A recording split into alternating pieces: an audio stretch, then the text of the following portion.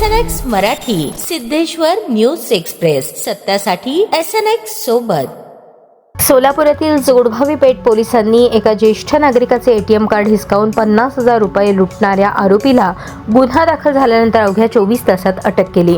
बालाजी दिगंबर देवकर वय 32 राहणार कारला, तालुका तुळजापूर, जिल्हा धाराशिव असे अटक करण्यात आलेल्या आरोपीचे नाव आहे. पोलिसांनी दिलेल्या माहितीनुसार 27 जून रोजी 77 वर्षीय रवींद्र कृष्णकांत कटके हे बाळीवेस येथील बँक ऑफ महाराष्ट्रच्या ATM मधून पैसे काढत होते. त्यावेळी आरोपीने त्यांच्या मागे उभे राहून ATMचा पिन नंबर पाहिला. त्यानंतर ATM बाहेर त्यांचे कार्ड बळजबरीने हिसकावून घेत खात्यातून 50,000 रुपये काढले. या प्रकरणी जोडभावी पेठ पोलीस ठाण्यात गुन्हा दाखल होताच गुन्हे प्रकटीकरण पथकाने तांत्रिक विश्लेषण आणि गोपनीय माहितीच्या आधारे आरोपीचा शोध घेत अवघ्या 24 तासात त्याला अटक केली. पोलिसांनी आरोपीकडून 19,500 रुपये रोख जप्त केले असून उर्वरित रक्कम जप्त करण्याची प्रक्रिया सुरू आहे. तपासादरम्यान आरोपीने धाराशिव जिल्ह्यातही अशाच प्रकारचा गुन्हा केल्याचे समोर आले असून त्याबाबत संबंधित पोलिसांना माहिती देण्यात आली आहे. या उल्लेखनीय कारवाईबद्दल जोडभावी पेठ पोलीस ठाण्याच्या गुन्हे प्रकटीकरण पथकाने वरिष्ठ अधिकाऱ्यांनी कौतुक केले आहे.